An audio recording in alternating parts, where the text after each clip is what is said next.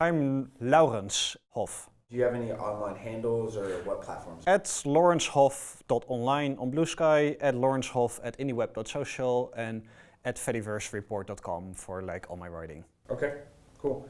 And then first tell me what's the main reason for attending Ahoy today? I am very interested in open social networks. I write about both the Fediverse, the Mastodon site, and Blue Sky, the site. So everything that's in Europe on this network is like, I have the feeling I need to be here. And it's like fun, like all these people that you've talked to online, putting like a face on them and like getting to actually meet them in person. Because like online conversations are in the end fundamentally very different than digital conversations. So it's nice to have like the online, the real life conversations. Yeah, for sure. And then can you tell us a little bit about your level of expertise with the social networks? So you say you write a lot about it, but how are you covering it? How do you know it? What's your expertise? I do feel I do have a good amount of expertise on this network nowadays. That's because I've been writing for almost 2.5 years. I've been doing a weekly newsletter on like the details, what's been happening.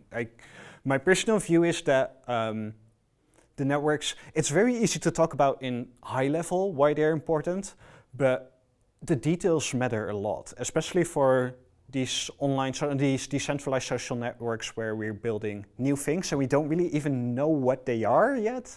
And I think like figuring out the details, turns out that the details like make it quite different and more complex and more interesting than that you would see from just like a high level. It's important. It's important, but like in very interesting ways. And then so how can you talk a little bit more, I guess you could say, about the benefit of something like this, like the AT protocol, like in general, right, at a high level, and then maybe get into the lower levels?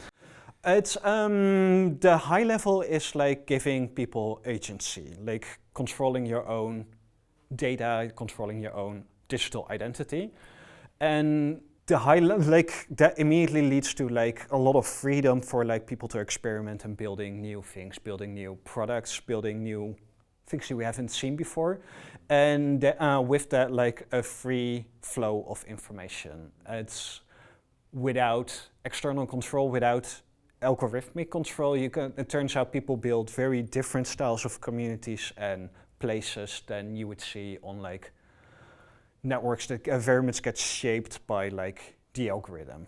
And then with this kind of change, right, of like agency and control, what are kind of the technical versus the policy social impacts, the orientation for this? Because obviously in real life has a lot of downstream effects from the technical.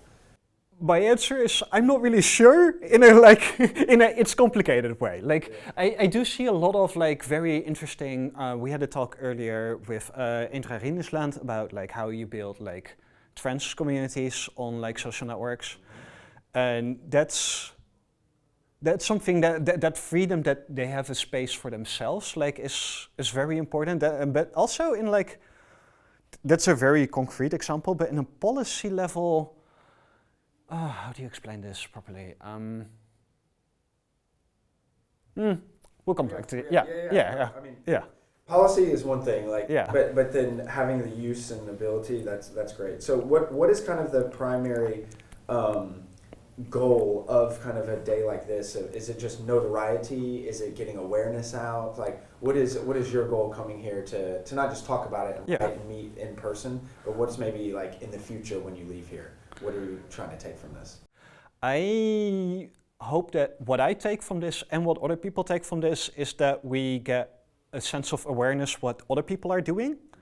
What I noticed, especially since like writing all this time about it, like one of the fun and annoying things about decentralized social networks is that they are in fact decentralized in the way that the information is very decentralized. Like it turns out it's very spread out of like, hey, people build new things and they have great ideas and it's really cool, but then getting the word out is so much harder. Like it's all very separate nodes in a lot of ways, and like the goal for this conference and what I hope to take away is like, oh, what are all these people doing? How does that relate to me? And how does that relate to what other people are doing again? So it's really about building like building connections between all these separate projects, separate ideas, separate communities, and get them all together again.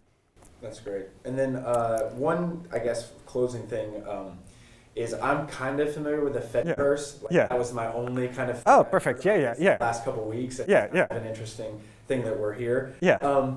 What are kind of some of the differences, say, between?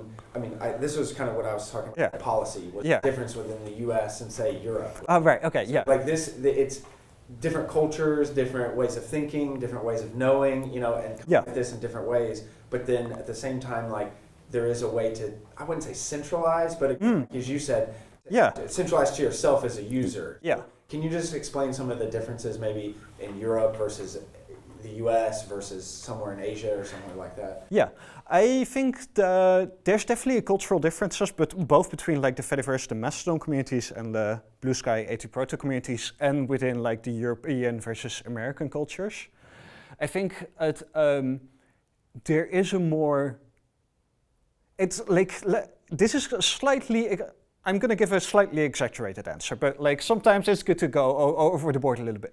Like I do think like the European style of like we do it way more collectively does fit well with how the Fediverse and Mastodon has been building, of like separate communities. Every server is a community and you connect these different communities. And like then you have to build like governance structures of like and boards of like how do you connect these communities, how do you collaborate, and that's super interesting but also extremely difficult to like connect that. And it's no accident, I think, that Blue Sky is like a West Coast Silicon Valley style company.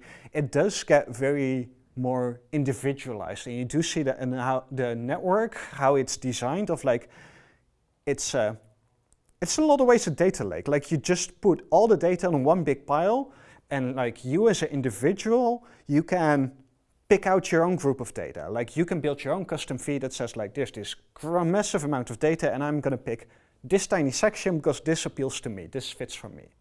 And that I do think like in a slightly exaggerated way fits with a like more Silicon Valley style East Coast, geographic start. American style culture of like, hey, you as an individual have individual freedom of like you build your own experience, you build what you want, and like you give individual moderation for what you don't want. And the Fediverse mindset, the European mindset is more of like we need to do this collectively. And so final thoughts for the open social web community, anything you want to say, parting words? This is just a very exciting time. There's a lot of stuff that we don't know yet, and we have a vague direction of where we're going, but not a full direction of where we're going. And I do think like technological developments and innovations like this depend a whole lot on like individual choices that people make. Like it is currently a moment where if you currently build something, you can actually shape in a very meaningful way. You can shape the direction that the open social web can go. And honestly, to me, that's one of the most exciting things to be here. Like you have agency, you have influence right now. And that's like honestly extremely exciting. And it comes with a lot of responsibility. So we need to talk to each other about this.